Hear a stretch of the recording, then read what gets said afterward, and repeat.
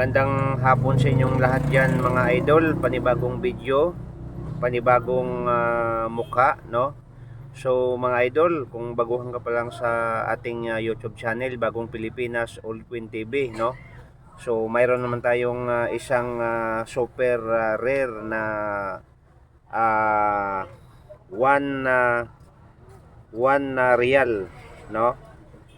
1438 to 2016 pa rin ito mga idol, no? Halos ito magkasabay sa napakita ko kanina, yung halalas, no? Ito naman ay magkasabay sila, no? 1 real 2016 1438, no? Saudi Arabia Queens, no? So mga idol, itong 1 real na 2016 1438 Queens, no? So mayroon naman ito mga idol na nakapagbenta nito sa auction, no?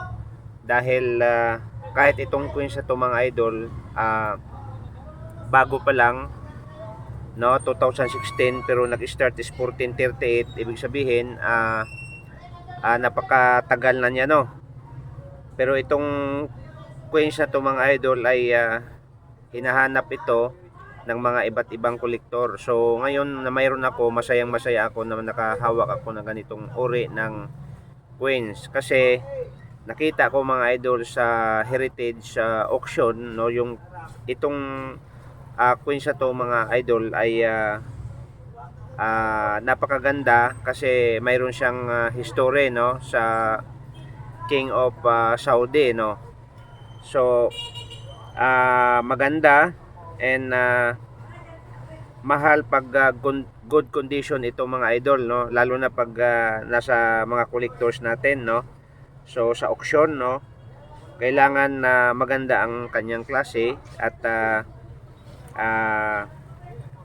yung ating makulik, dahil itong 1 real super rare, ano mga idol, no. Bakit ko nasabi na super rare?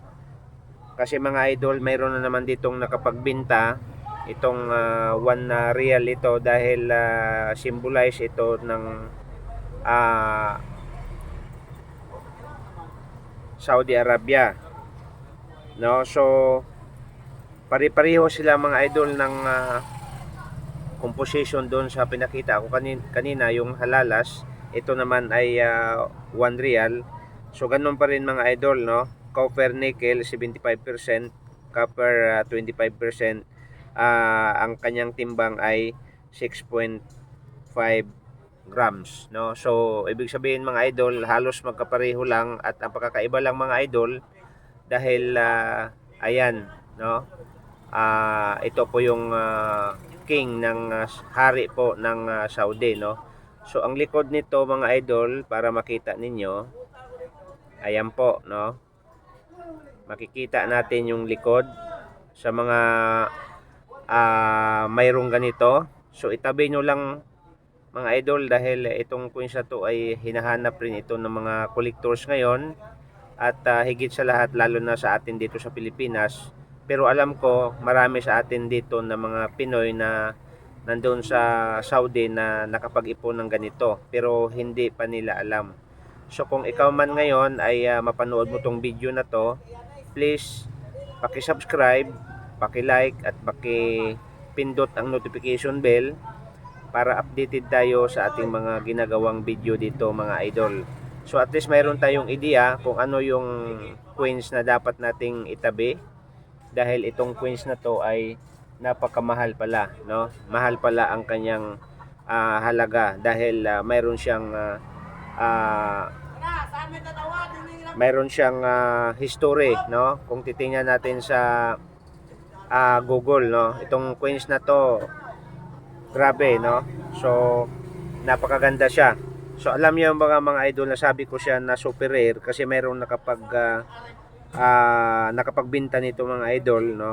So nasa 90,000 dollars. So hindi basta-basta, no. Milyon din ang halaga, no, lalo na dito sa Pilipinas. Doble halos ang value niya, no. So ayan po itong pera na to. So itabi lang natin mga idol itong pera na to dahil ito yung magpapabago sa buhay natin, no? So, ulitin ko sa mga lahat ng mga nag-subscribe o taga-subaybay sa aking YouTube channel. So, maraming salamat sa inyong lahat at sana makapagtabi tayo sa ganitong uri ng coins at suportahan ninyo ang aking YouTube channel. So, maraming salamat and God bless you po sa inyong lahat.